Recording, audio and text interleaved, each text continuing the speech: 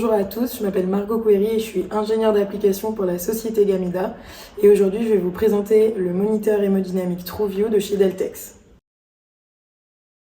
Sur la face avant, vous voyez donc un écran tactile ainsi qu'un bouton on-off situé juste ici, une poignée pour le déplacer facilement.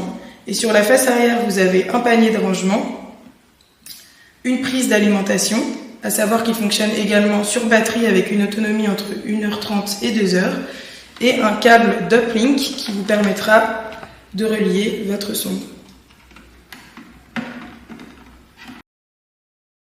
L'étape consiste à insérer la sonde dans le patient. Donc pour ce faire, vous aurez besoin d'une sonde ainsi que du gel échographique. Faites bien attention à ne pas utiliser du spray siliconé.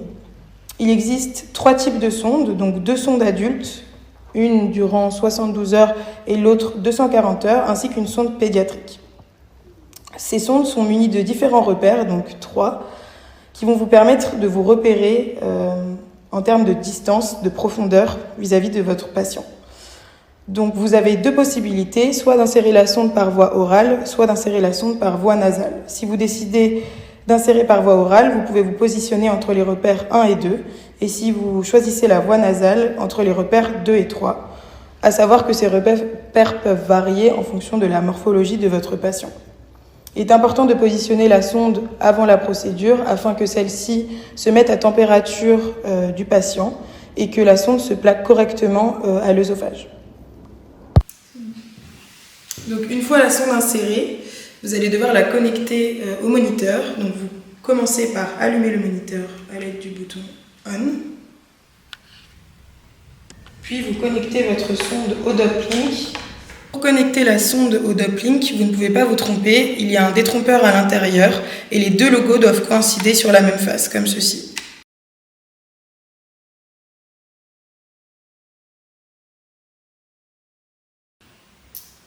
Vous cliquez sur Début et vous pouvez rentrer les données patients. Donc l'identifiant patient, vous pouvez le rentrer manuellement ou alors sélectionner l'identifiant automatique qui vous donnera un identifiant avec la date et l'heure du jour. Ensuite, vous pouvez rentrer la date de naissance du patient, son poids et sa taille. Il faut savoir que l'algorithme fonctionne donc avec des limites pour les paramètres morphologiques, donc la taille et le poids.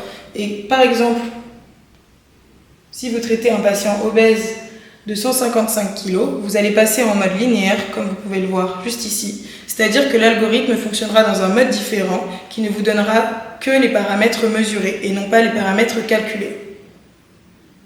Une fois que vous avez rentré tous vos paramètres, vous cliquez sur OK. Vous pouvez relire toutes les données patients et vous cliquez sur Confirmer. La prochaine étape consiste en la recherche du signal, qui est donc une des étapes les plus importantes. Donc pour ce faire, vous allez effectuer des mouvements en profondeur et en rotation.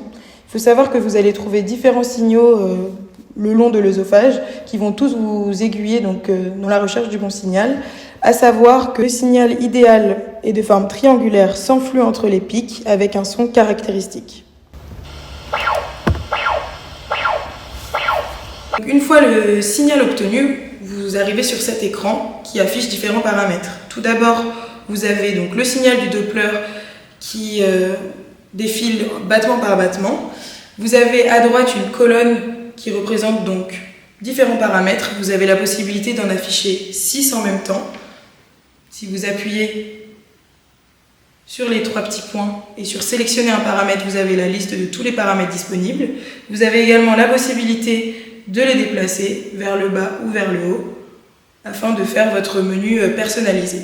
À savoir qu'une fois l'appareil éteint, vous obtiendrez donc les mêmes paramètres une fois la réutilisation du moniteur.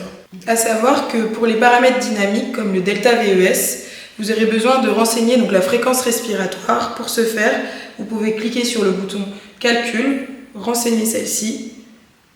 On peut bien voir qu'elle s'affiche à ce niveau-là, à 12. Et ensuite vous obtiendrez donc vos paramètres dynamiques. Le moniteur a également d'autres fonctionnalités comme la possibilité d'enregistrer l'écran en faisant des captures d'écran. Donc pour ce faire, vous cliquez sur le bouton Capture. Donc toutes les captures d'écran vont être enregistrées dans la galerie. Vous avez la possibilité d'effectuer jusqu'à 20 captures d'écran. Cette capture d'écran va enregistrer à la fois le signal, mais également toutes les données de chaque paramètre que vous avez sélectionné. Vous pouvez définir comme référence l'un de vos instantanés, qui va donc correspondre à une ligne de base. Donc une fois défini comme ligne de base, tous les paramètres associés à cet instantané vont servir de référence pour suivre leur évolution en pourcentage tout au long de la procédure. Donc vous pouvez retrouver les pourcentages sous chaque paramètre. Vous avez également la fonctionnalité tendance. Donc vous avez la possibilité de sélectionner 2 paramètres donc, dans cette liste-là. Et cette fonctionnalité vous donnera donc les tendances de ces paramètres sélectionnés durant toute la procédure depuis le début du monitorage. Pour obtenir les paramètres hémodynamiques de l'analyse de l'onde de pression, il vous suffit de cliquer sur le bouton étalonner. Donc en quelques secondes, les 2 courbes vont se calibrer. Vous allez alors obtenir les nouveaux paramètres issus de l'onde de pression qui auront été calibrés grâce aux paramètres de référence de notre Doppler.